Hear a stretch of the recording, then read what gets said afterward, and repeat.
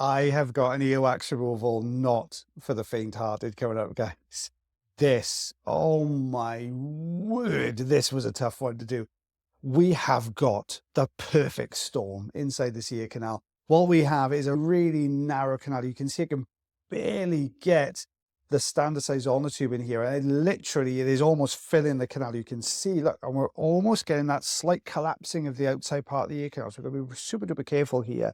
So we have, I'll give you a bit of a background story. Let me get rid of this mouse. Let's put that over. So let's give you a bit of a background story for this one. So basically, you're sitting comfort. This lovely lady had come through. She was having loads and loads of difficulty as far as her hearing was concerned. Knew there was wax in there. Went along to a well-known high street chain here in the UK to try and get that out. They'd had 3 attempts at getting this out and then basically gave up and said, look, we cannot get this out of the ear canal. We have tried. It's just not budging. And then gave them our number. This was actually one of Taylor's patients. He was due to see this lady and he was running a little bit behind. So I said, oh, look, just so you can get back on track, I don't mind taking the next patient through. He dodged a bullet with this one. I tell you, it was such a difficult one to do. So what we've got is a rock solid piece of wax, and it's crumbly and flaky in places. And we've got this tiny, teeny little ear canal. So what I'm using here is the right hook. And what I'm doing is trying to work my way down the canal. The view is not brilliant because what I'm having to do here is use the endoscope for a lot of this to hold the canal open. So I'm pushing against the side of the canal with the endoscope and then using the right hook then to come down the side. But what we have is a super duper thick plug.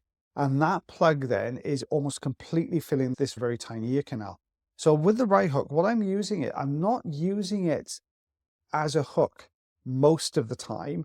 What I'm doing here is actually using the side. And the reason I'm opting for the right hook rather than, say, the right curette here is because with the right curette, what you've got, with any jobs and all, this is not a failing of the right curette, or I'm not having a go at it. But what I'm saying is it's got this kind of slight bend to it and this slight dip at the front. And when you've got something that's perfectly formed to the shape of the canal, only a tiny canal, you'll find it very difficult to get that kind of, if you imagine this is the canal wall and this is the plug, to get into that little gap there is so difficult to do. I've opted to use mostly the right hook here, but not rather than use the hook, use the side of it so I can pull against the side of the canal wall and bring it around that way. The reason I didn't do that with the Rosen inserter, because I know you guys are really knowledgeable about the tools, the Rosen inserter is lovely because it's a nice thin point, but the angle is so long on there, I wouldn't have been able to get the angle with such a small canal to get into the corners. So I've managed to break a lot of this down. We've got this sort of front section here, which is why the view's improved. We can get a bit deeper into the canal. But my goodness me, now we are stuck.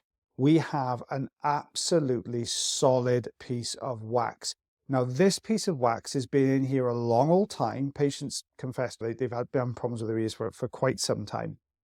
But what's been happening is where they've been using some olive oil from their previous attempts, I don't think the previous wax removals really got anything out at all looking at this, because it was literally right in front of your eyes when you looked in. But where they've been using some olive oil, it's softened what it comes into contact with. So it softens the very front section of the wax, but doesn't penetrate deep enough to get to this particular section of wax here.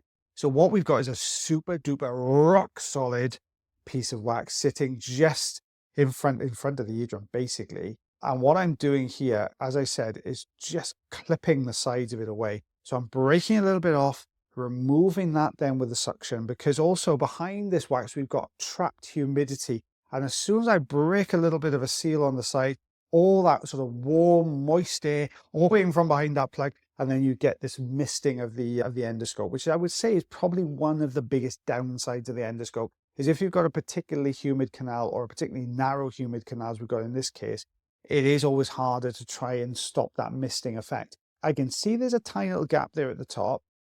Look at this. Now we've got this dry skin. So what I tried to do here was use a much bigger, so use the Zollner tube, the standard size Zollner tube in here, and try and get down onto that piece of, that bigger chunk of wax there. But there was a little flap of dry skin. As soon as I put it in, that flap of dry skin leapt up towards the suction. Luckily it didn't clarinet. It didn't go into the suction tube, but it was just sitting in front, and then that blocked my path to the plug beyond. So I've gone back in. This is the fine end again, so I've broken a little bit more off. You can see that dry skin just peeling away from the canal wall. Patient was absolutely fine with this. Now, what you will see in a minute is as we start to break this plug down, because it's such a huge old plug in comparison with the size of the canal, what we get is almost like the popping of a blood blister. If you've ever had a pinch and you get that kind of blister filled with blood, what we've got is this kind of effect. So almost like the surface layer of blood vessels just break down slightly, and you do get a little tiny bit of bleeding in the canal, which I will show you in a second. It is coming up soon. I know some people are a little bit squeamish, which is why I wanted to put it out there before we get to that point. But now we're trying to pull from the one side. And the reason we had that is because when I say this plug was solid, it was absolutely rock solid. And as we're pulling this across, what we're doing then is effectively rubbing the opposing side against the canal wall. And when you're rubbing against that canal wall, what's happening then is it's just caused that little bit of friction, and that's what's caused that little bit of a bleed. Now, this is another tool. We don't use this one very often. It almost looks like I think this is called a right pick, something like that. But basically what we do with this one, it's like a very blunt-ended, almost for the want of a better word, a bit like a toothpick, but very blunt.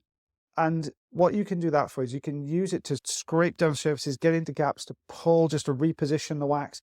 That's what I've done there and broken this front section away. So let's get that out.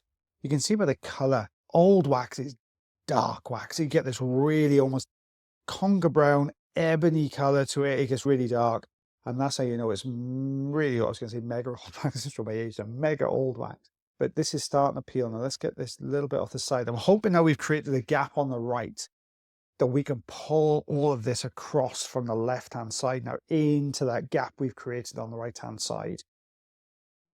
There we go. Look at that coming away. Back in with that little pick tool now. And you can see I'm just on it, but it's almost scraping. It's crumbling the surface rather than giving me any meaningful leverage in there. And that's when it becomes really difficult. Let's see if we can peel that side up. Nothing there. So I'm going to go back to the suction because we are getting somewhere by using both curettage and suction. I just need a little bit of a break here. I just need something to give, because I don't want to let this patient go away, because they've been, bless them, they're so miserable because they've been stuck like this for so long. Oh, nearly breaking down.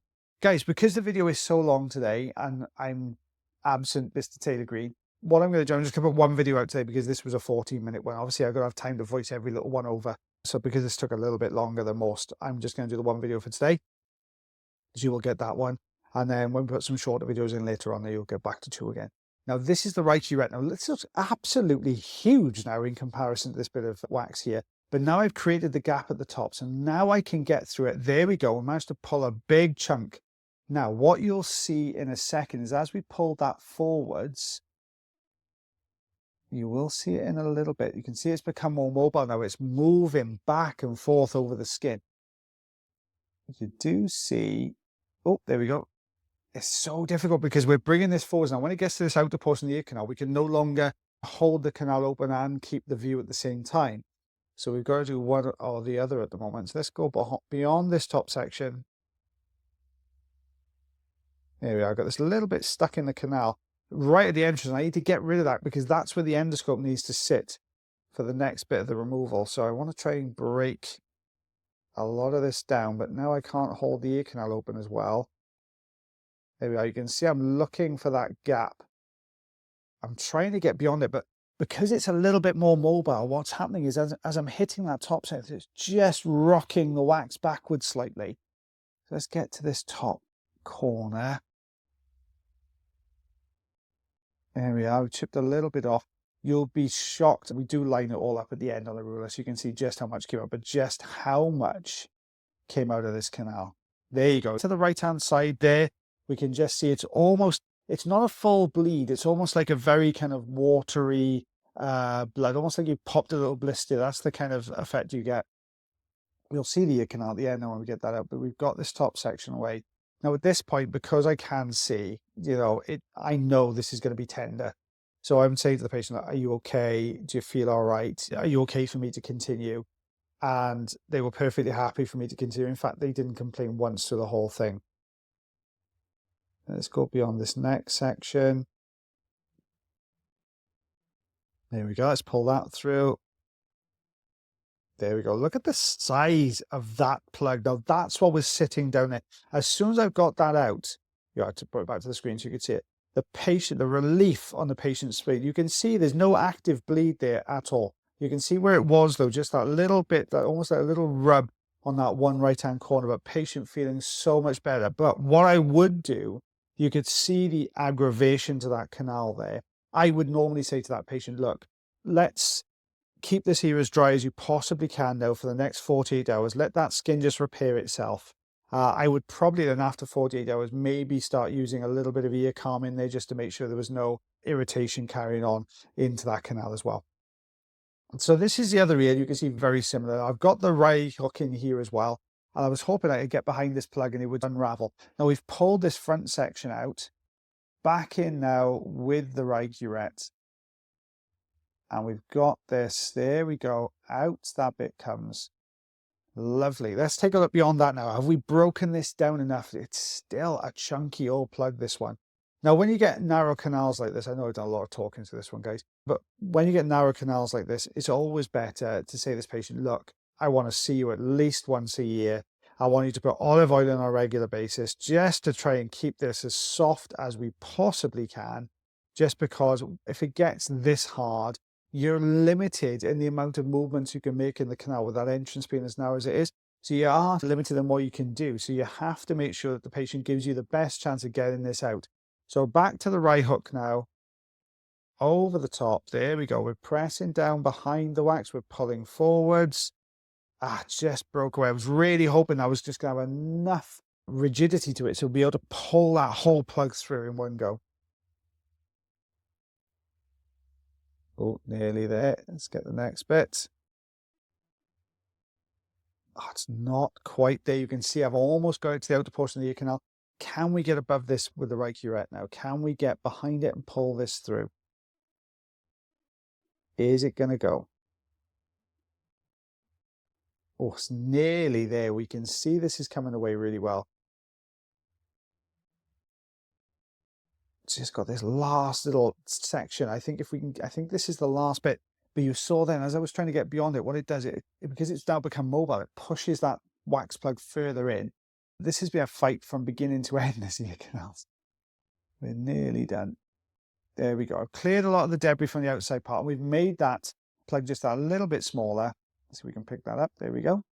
Get rid of that. And if we can just get behind this last section, you can see I'm struggling to try and find the edge of it there. It just came down the front. I'm trying to get a good sort of bit of leverage behind that plug.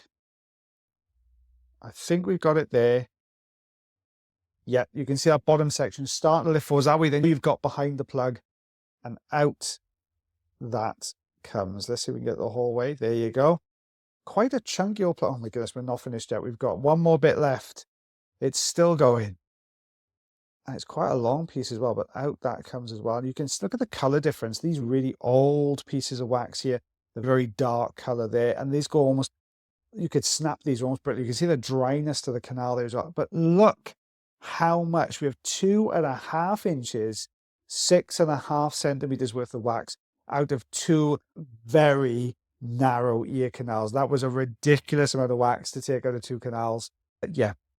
There you go. Moral of the story, don't volunteer to see if it should be a colleague if they're running by. But guys, thank you for watching our video. If you stuck through it to the end, I really hope you did. But if you do enjoy the video, don't forget to give us a like, heart, share, follow, subscribe, all those things for us. That'd be absolutely fantastic. And if you want to see even more videos, what you can do is you can also become members of the channel. You get to see even more videos every single week as well. But in the meantime, guys, as always, take care of yourselves, take care of your ears, and take care of one another. And I shall see you for the next episode. Bye, everybody.